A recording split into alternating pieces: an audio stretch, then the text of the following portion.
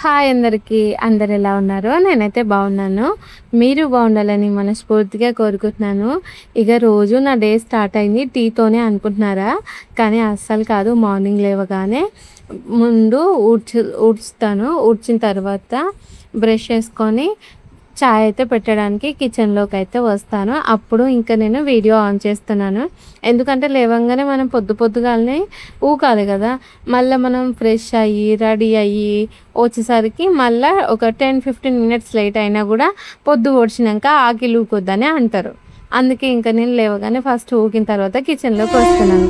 అమ్మో చెప్పినావు కానీ లేవంగానే ఏం తయారవుతావు అని మీరు అందరూ అనొచ్చు. ఏం తయారు కానీ జుట్టు అంతా ఒక దగ్గర కనుక్కొని ఒక క్లిప్ పెట్టేసుకొని ఇంకా బయటకు వచ్చి పని చేసుకోవడమే అంతే. ఇంకా ఇప్పుడైతే ఛాయ్ పెట్టినా కదా, ఈలోగా ట్రైన్ అయితే పోతుంది. మీ అందరికీ చూపిస్తున్నాను.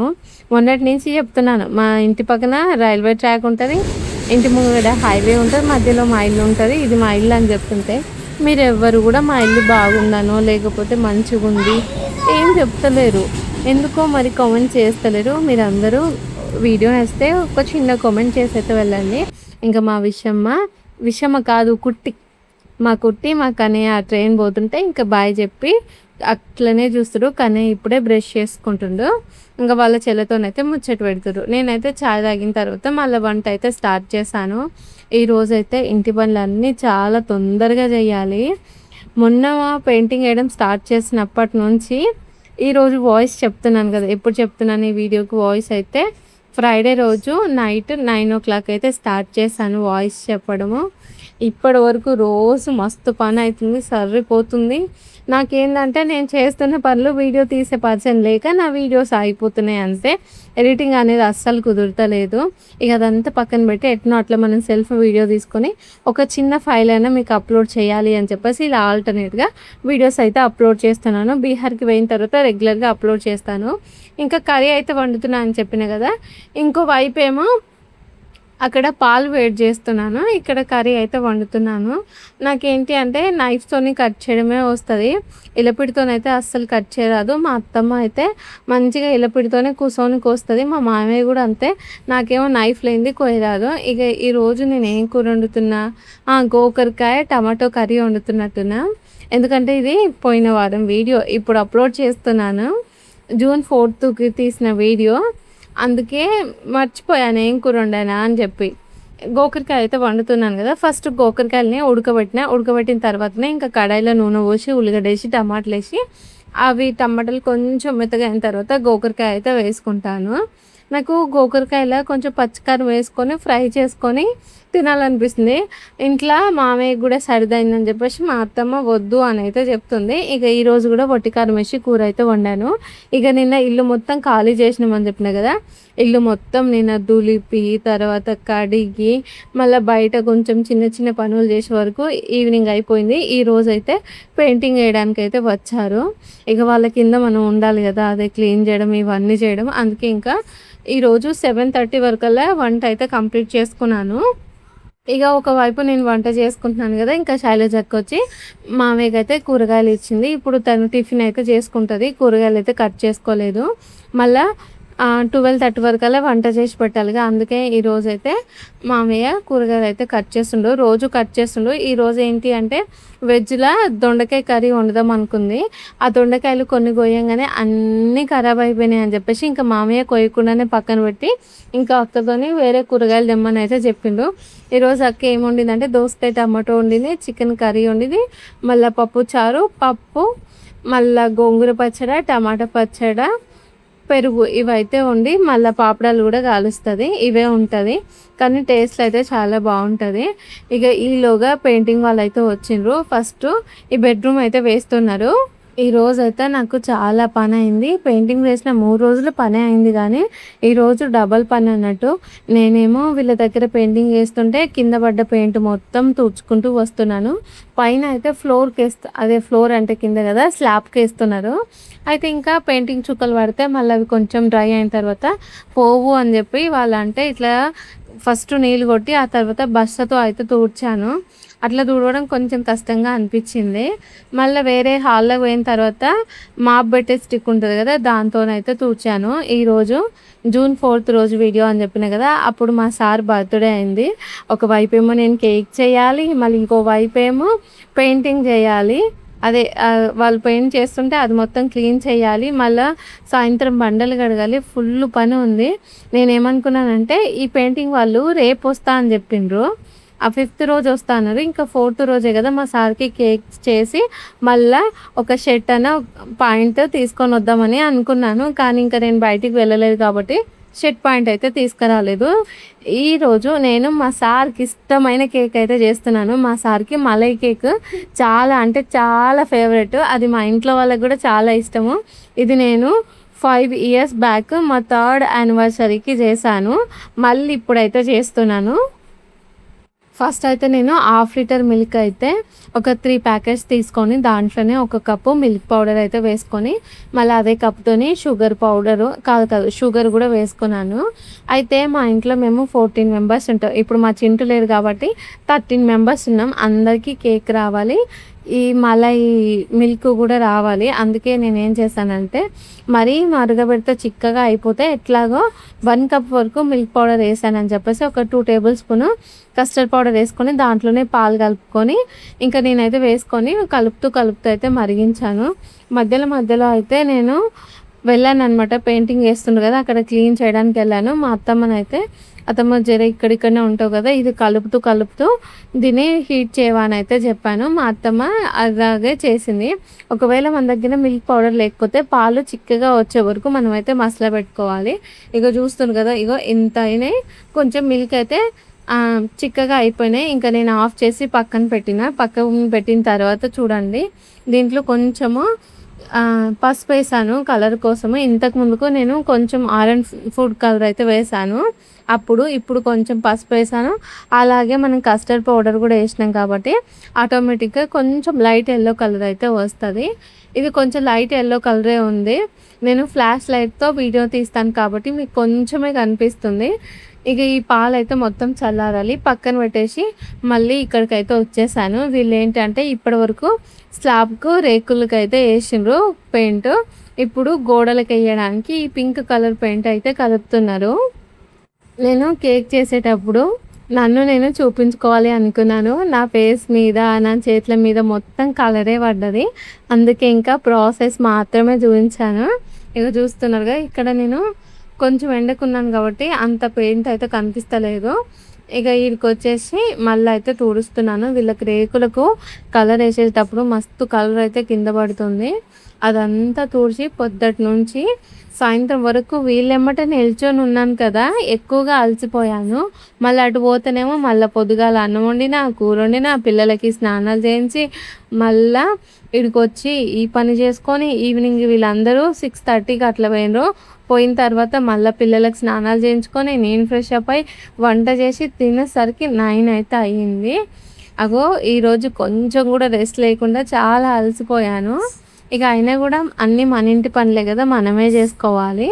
ఇక అక్కడైతే పింక్ కలర్ వేస్తున్నారు కదా, నేను చెప్పాను కొంచెం ఒక 1/2 అవర్లో వస్తాను, కింద పడకుండా కొంచెం చూసుకోండి అన్న అని చెప్తే సరే అన్నారు. ఇక నేను వచ్చేసి ఇక్కడ కేక్ ప్రాసెస్ అయితే స్టార్ట్ చేశాను. ఫస్ట్ అయితే 1 కప్ పెరుగు అయితే తీసుకున్నాను. తర్వాత 1 కప్ షుగరు, 1/2 కప్పు ఆయిల్ అయితే తీసుకున్నాను. కొంచెం నేను ఎక్కువ క్వాంటిటీలో చేస్తున్నాను. మనకు ఏదైనా సరే ఒక రెసిపీ చేయాలి అంటే పర్ఫెక్ట్గా మనకు మెజర్మెంట్ చేసే కప్సే ఉండాల్సిన అవసరం లేదు. మనము ఇంట్లో దానికి ఏదైనా కప్ ఉంటే దాని మెజర్మెంట్స్ ప్రకారం మనమైతే తీసుకోవచ్చు. నేను ఆ 3 కలపగానే నాకైతే ఫ్రీ హీట్ పెట్టలేదని అయితే గుర్తొచ్చింది. ఫస్ట్ వచ్చేసి ఇంకా గ్యాస్ మీద అయితే ఫ్రీ హీట్ పెట్టిన తర్వాతనే కేక్ బ్యాటర్ అయితే కలుపుతాను. ఇక ఫ్రీ హీట్ పెట్టగానే మళ్ళీ వచ్చి కేక్ ప్రాసెస్ అయితే స్టార్ట్ చేశాను. అయితే నేనేమనుకున్నానంటే ఎప్పుడైనా సరే నేను ఈ జూన్ 4th టైంలో అమ్మ వాళ్ళ ఇంట్లో ఉంటాను. ఎట్లా అంటే మేము మేలో వస్తాం కదా, May 15 to 20 మధ్యలో వస్తాను. మేలో 10 డేస్ మొత్తం ఇక్కడే ఉన్న తర్వాత జూన్‌లో మా ఇంటికైతే వెళ్తాను. అక్కడ ఒక 10 డేస్ ఉన్న తర్వాత మళ్ళీ మేము పోవడానికి ఒక 10 డేస్ ఉందనంగా ఈడికైతే వస్తాను. ఇక నేను మా సార్ బర్త్‌డేకి ప్రతిసారి ఇంటి దగ్గరనే ఉంటున్నాను. ఇక ఈసారి అయితే ఇక్కడ ఉన్నాను కదా! కేక్ అయితే కట్ చేద్దాం అని చెప్పేసి ఈ కేక్ చేస్తున్నాను. ప్రాసెస్ స్టార్ట్ చేయగానే ఇంకా బేకింగ్ పౌడర్ బదులు మా శివ బేకింగ్ సోడా తీసుకొని వచ్చిండు. అయితే మేము అనుకోలేదు కదా ఇంట్లో కేక్ చేస్తామని చెప్పేసి. నేను బేకింగ్ పౌడర్ గానీ, సోడా గానీ ఇవేం తీసుకొచ్చుకోలేదు. ఎందుకంటే నాకు ఆ రోజు మస్తు హడావిడి అయిపోయింది. నాకు ఏవైనా సరే ప్రశాంతంగా సదురుకునేంత టైం దొరకలేదు. ఇక అందుకే ఇక్కడికొచ్చిన తర్వాత కేక్ చేస్తున్నాను గదా! అప్పటికప్పటికి అనుకోని మా శివకైతే తెమ్మని చెప్పాను. మిల్క్ పౌడరు, తర్వాత మైదా పిండి, కొంచెం డ్రై ఫ్రూట్సు, మళ్ళా మిల్క్, మైదా పిండి, బేకింగ్ పౌడర్, బేకింగ్ సోడా తెమ్మని చెప్పాను. ఇకైతే మైదా పిండి మా ఇంట్లోనే ఉంది. మిల్క్ పౌడర్ మా ఇంట్లోనే ఉన్నాయి. మిల్క్ మా ఇంట్లోనే ఉంది. బేకింగ్ పౌడర్ మాత్రమే లేదు.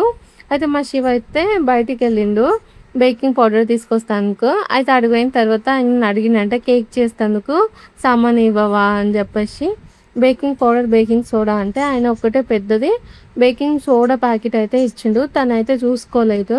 ఇక ఇంటికొచ్చిన తర్వాత నేను ఇట్లా ఫస్ట్ ఒక 2 కప్పుల మైదా అయితే జల్లించుకున్నాను. ఆ తర్వాత 2 టేబుల్ స్పూను బేకింగ్ పౌడర్ వేద్దామని చెప్పేసి స్పూన్ పెడితే కొంచెం బేకింగ్ పౌడర్ అనేది జారుతుంది. అంటే ఇట్లా క్రిస్టల్స్ లాగా ఉంది. డౌట్ వచ్చి పట్టుకున్నాను. అప్పటికి ఇంకా బేకింగ్ సోడానే అర్థమైంది. కొంచెం నాలుక మీద టచ్ చేసి చూస్తే బేకింగ్ పౌడర్ కాదు, బేకింగ్ సోడా. ఇక మా శివకి చెప్పాను కదా, నన్ను నువ్వు బేకింగ్ సోడా బదులు కాదు పౌడర్ బదులు సోడా తీసుకొచ్చినావు అని చెప్తే, మళ్ళీ ఇంకా నువ్వు వేరే పని చేసుకోపింది, నేను ఒక 10 మినిట్స్లో తీసుకొని వస్తాను అని చెప్పేసి అంటే మళ్ళీ అది హోల్డ్ చేసేసాను. కేక్ చేస్తున్నాను కదా, ఆ ప్రాసెస్ హోల్డ్లో పెట్టి ఫ్రీ హిట్ కూడా బంద్ చేసి మళ్ళీ వచ్చి ఇదైతే పెయింటింగ్ వేస్తున్నాను. అయితే వీళ్ళే మంచిగా పెయింటింగ్ అయితే వేస్తున్నారు. నాకు టైంపాస్ కాక ఎక్కడ పైన ఫ్లోర్స్కి రేకులకి వేసినప్పుడు ఎక్కువ అయితే పడ్డది. ఇక్కడ చిన్న చిన్న తక్కువనే పడుతుంది వాల్లోకి వేసినప్పుడు. అందుకే ఇంకా ఆ రోలర్ తీసుకొని నేను కూడా కొంచెం కలర్ అయితే వేశాను. నాతో పాటుగా పిల్లలు కూడా ఫస్టే వేస్తున్నారు. నేనేం కలరానికి హెల్ప్ చేయలేదు. నా సంతోషం కోసమే నేనే కింద ఒక 3-4 వాల్స్కి అయితే కలర్ వేసాను. కానీ ఆయన కొంచెం పై వరకు అయితే వేసుకున్నాడు. ఇక ఈలోగా మా శివ అయితే బేకింగ్ పౌడర్ తీసుకొని వస్తే ఒక 2 table spoon baking powder, 1 teaspoon baking soda అయితే వేసుకొని జల్లించుకున్నాను. ఆ తర్వాత ఒక 3-4 మిల్క్ పౌడర్ ప్యాకెట్స్ అయితే వేసుకున్నాను. మనకు ఈ మలై కేక్లో కంపల్సరీగా మిల్క్ పౌడర్ వేసుకోవాలి. కొంతమంది ఏమనుకుంటామంటే మనం పెరుగు వేసుకున్నాం, పాలు వేసుకున్నాం కదా, ఇంకా మిల్క్ పౌడర్ ఎందుకు అని అనుకుంటాము. కానీ మిల్క్ పౌడర్తోనే టేస్ట్ వస్తుంది. నేను ఫస్ట్ లిక్విడ్ ఇంగ్రీడియంట్స్లో ఏమేమి తీసుకున్నానంటే 1 కప్పు పెరుగు తీసుకున్నాను, 1 కప్ షుగరు, 1/2 కప్పు ఆయిల్ తీసుకున్నాను. తర్వాత అన్నీ మిక్స్ అయిన తర్వాత ఇందాక మలై కోసం వెయిట్ చేశాను కదా మిల్క్, దాంట్లో ఒక 1/2 కప్ అని మిల్క్ వేసుకొని కలుపుకున్న తర్వాత 2 table spoon 2 table spoon baking powder, 1 tea spoon baking soda, 2 cups maida అయితే వేసుకొని జల్లించుకొని ఇంకా కేక్ బ్యాటర్ అయితే కలిపేస్తున్నాను. కొంచెం ఇది చిన్న బౌల్ తీసుకున్నాను, కలపడం కష్టమైంది. ఇంకోటి ఏంటి అంటే విస్కర్ కూడా సరిగ్గా లేదు, ఊరికే అది అయితే ఊడిపోతుంది. ఇక అందుకే నేను ఇలా అయితే కేక్ బ్యాటర్ కొన్ని పాలు యాడ్ చేసుకుంటూ కేక్ బ్యాటర్ అయితే కలిపేసాను. ఆ తర్వాత ఒక గిన్నెకి కొంచెం ఆయిల్ అప్లై చేసి మైదా పిండి అయితే డస్ట్ చేసుకున్నాను. ఇవి అన్నం వండే గిన్నెలు, దీంట్లోనే కేక్ని బేక్ చేస్తున్నాను. మరి ఇలా మా అత్తమ్మ వాళ్ళ ఇంటికాడ కేక్ టిన్స్ అయితే ఉండవు కదా, మనకు ఈ స్టీల్ బాక్స్లలో అయినా సరే కేక్ మంచిగా వస్తుంది. ఫ్రీ హిట్ కూడా అయిపోయింది కదా, ఇక నేనైతే కేక్ టిన్ పెట్టేశాను. పైనుంచి డ్రై ఫ్రూట్స్ కూడా వేసాను. వేసిన తర్వాత ఇది ఒక 40-45 మినిట్స్లో బేక్ అవ్వాలి. నాకు డబల్ క్వాంటిటీ కాబట్టి ఇది బేక్ అవ్వడానికి 1 అవర్ టైం పట్టింది. మధ్యలో నేను ఒకసారి ఒక 35 మినిట్స్ తర్వాత చెక్ చేశాను. కేక్ ఇంకా అప్పటికే పైకి అయితే వస్తుంది. నేను సడన్గా మూత తీసే వరకు హెయిర్ పట్టేసినట్టుగా అయిపోయి కొంచెం లోపలికి కేక్ అయితే వంగిపోయింది. ఇది ఒక 60 మినిట్స్ అయింది బేక్ అవ్వడానికి. ఇప్పుడైతే నేను నైఫ్తో చెక్ చేస్తున్నాను, అక్కడక్కడ గుచ్చి అయితే చూస్తున్నాను. కొంచెం ఎక్కువ క్వాంటిటీలో తీసుకున్నాను కదా, మరి బేక్ అవుతుందా లేదా అని అయితే అలా చెక్ చేశాను. కానీ కేక్ మాత్రం పర్ఫెక్ట్గా బేక్ అయిపోయింది. మా ఇంట్లో వాళ్ళందరికీ నచ్చింది. ఈరోజు అనుకోకుండా అన్నీ కలిసి వచ్చాయి. కేక్ చేశాను, తర్వాత మా సార్ బర్త్డే కోసం మంచిగా డెకరేషన్ చేశాను. అనుకోకుండా సినిమాకి కూడా వెళ్ళినాము. కేక్ అయితే చల్లారిన తర్వాత వచ్చి ఇలా రివర్స్ తీద్దామని చెప్పి ఇట్లా నైఫ్తోని కొంచెం లూజ్గా చేశాను. నేను ఇలా బోర్లియగానే వెంటనే కేక్ అయితే ఊడొచ్చింది. అయితే మీకు కూడా ఆ క్లిప్ కట్ అవుద్దని అలాగే చూపించాను. చూస్తున్నాను కదా కేక్ ఎంత పర్ఫెక్ట్గా బేక్ అయిందో, చాలా హైట్ వచ్చింది. ఇప్పుడు మనం ఇది పేస్ట్రీ కేక్ చేసినాం అనుకో, దీంట్లో 5 లేయర్స్ అయితే మనం కట్ చేయొచ్చు, అంత హైట్ వచ్చింది. మా మామయ్య కూడా అక్కడ నాకు ఆపోజిట్లో చైర్ వేసుకొని ఈ ప్రాసెస్ అంతా చూస్తున్నారు. శెబ్బాష్ మంచిగా వచ్చింది అంటున్నారు. ఇక ఈలోగా నేనైతే పోయి ఫ్రిడ్జ్లో పెట్టిన ఈ మిల్క్ అయితే తీసుకొచ్చాను. పొద్దున వేడి చేసిన వెంటనే చల్లరగానే ఫ్రిడ్జ్లో అయితే పెట్టాను. మీకైతే నేను చెప్పలేదు కదా, మాకేంటి అంటే ఈవినింగ్ వరకు ఇది మిల్క్ మంచిగా సెట్ అవ్వాలి, తర్వాత కూల్గా ఉంటేనే టేస్ట్ బాగుంటుంది కదా. అందుకే ఏం చేశానంటే పొద్దున్నే నేను డీప్ ఫ్రిడ్జ్లో పెట్టాను. మధ్యలో ఐస్ అవ్వకుండా వెళ్ళి కలుపుతూ ఉండడం వల్ల పాలు అయితే ఐస్ అవ్వలేదు. నేను థ్రెడ్ తీసుకొస్తాను పోయినా, ఈలోగానే ఈగలు వస్తున్నాయని చెప్పేసి మా మామయ్య నిలబడి ఆ ఈగలన్నీ ఇట్లా టవల్తోనే కొడుతున్నాడు. ఈగలు ఇప్పుడు మస్తు వస్తున్నాయి, ఎందుకంటే మేము అన్నీ తీసేసి బయట పెట్టినాం కదా. ఇంకొన్ని గిన్నెలు కూడా ఎక్కువగా తోమడం వల్ల బ్యాక్ సైడ్ అనే కొంచెం వాటర్ పోయి అక్కడ నుంచి ఈగలు అనేవి ఇంట్లోకి వస్తున్నాయి. ఇప్పుడు కిచెన్లో అయితే మస్తు ఈగలు ఉన్నాయి. నేను ఆ ఈగల్ని కొట్టుకుంటూ అంటే అక్కడ పక్కకు అనుకుంటూ ఊపుతూ ఈ కేక్ అయితే చేశాను. ఆ ఈగల్ని కొట్టే లోపుగానే ఈ క్లిప్ అయితే మిస్ అయిపోయింది. ఫస్ట్ నేను కేక్ని 2 లేయర్స్లో కట్ చేసుకొని పాలు అయితే వేసుకున్నాను. అన్ని పాలు వేసుకోవాలి, అంటే కేక్ మొత్తం తడిగా అయ్యే వరకు పాలన్నీ వేసుకున్న తర్వాత ఇంకో లేయర్ పెట్టుకొని ఆ లేయర్ని ఇలా ఫోన్తో అయితే గుచ్చుతున్నాను. ఎందుకంటే అప్పుడు మనకు ఆ మలై జ్యూస్ అనేది లోపలికి పోయి కేక్కి మరింత టేస్ట్ని అయితే ఇస్తుంది. మా సార్కి నేను ఈ కేక్ సర్ప్రైజ్ ఇద్దామని చెప్పేసి అనుకున్నాను. నేను ఈ కేక్ ప్రాసెస్ స్టార్ట్ చేసే ముందే మా సార్ అయితే పడుకున్నాడు. తను లేచే వరకు కేక్ అయిపోతుంది అనుకున్నాను. ఎట్లయినా సరే మా సారు ఒక 2 నుంచి 3 అవర్స్ వరకు నిద్రపోతారు కదా అని చెప్పేసి అనుకుంటే, ఇక మా సార్ లేచే వరకు ఈ కేక్ ప్రాసెస్ అయితే కంప్లీట్ చేయలేదు. అంటే తను లేవకముందే కంప్లీట్ చేయలేకపోయాను. బేక్ అయిపోయిన తర్వాత ప్రాసెస్ కంప్లీట్ చేసి ఫ్రిడ్జ్లో అయితే కేక్ పెట్టేసి డెకరేషన్ అయితే కంప్లీట్ చేసాము.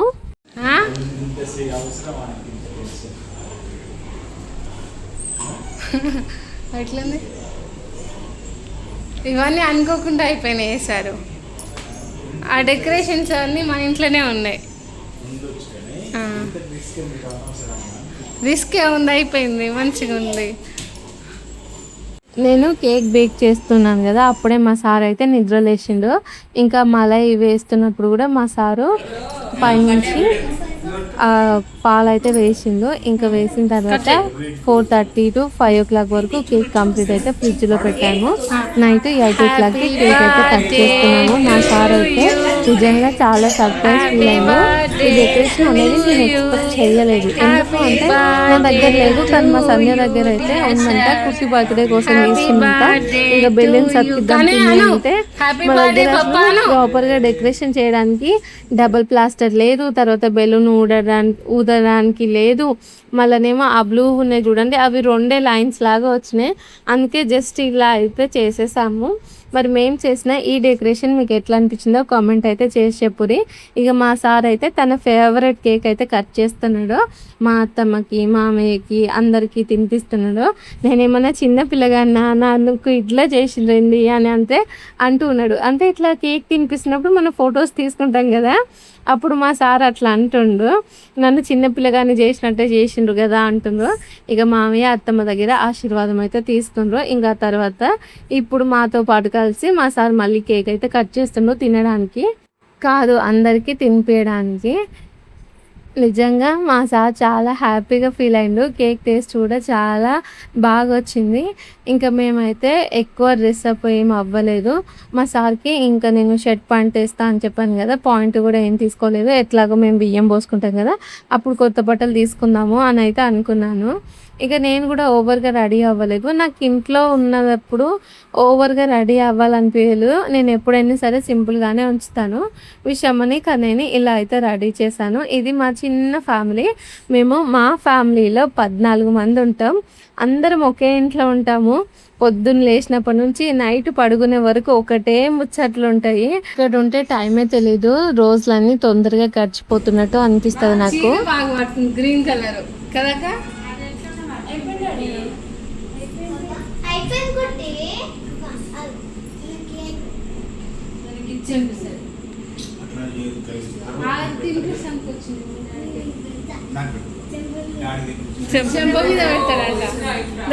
దగ్గరకు మమ్మీ.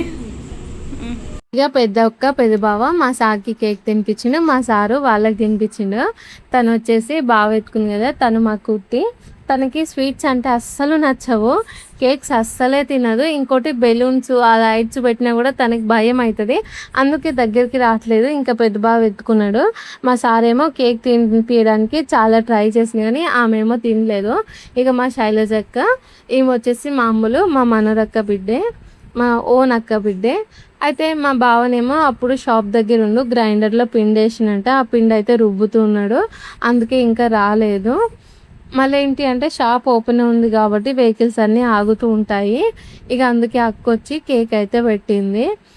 మా శివ రాలేదు, మా బావ రాలేదు. మా శివ నేనేమో టీ టైం కాడ ఉండు, మా శేఖర్ బావనేమో టిఫిన్ కాడ ఉండు, మా షింటేమో హాస్టల్లో ఉండు. తనకి ఎగ్జామ్స్ అయితే అవుతున్నాయి.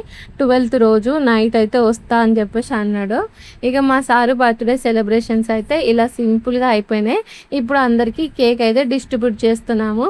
మా వాళ్ళకి కేక్ అయితే చాలా ఇష్టం కదా, కేక్ పీస్ బౌల్లో పెట్టగానే నాకు ఆ మిల్క్ ఎక్కువ అని చెప్పేసి అడుగుతూ ఉన్నారు. మేము కూడా తిన్నాము.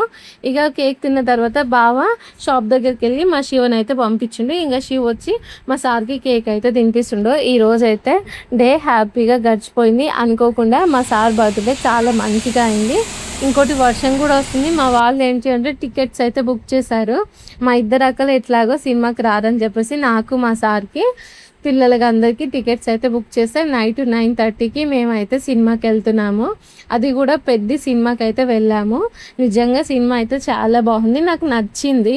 మా వాళ్ళందరికీ కూడా నచ్చింది కానీ మా సార్కే ఎక్కువ అంత మంచిగా అనిపించలేదు అని అయితే అన్నాడు. తనకి ఏమైనా ఆర్ నారాయణమూర్తి సినిమాలే కావాలి. అప్పటికి కూడా ఈ మూవీకి రాను అన్నారు.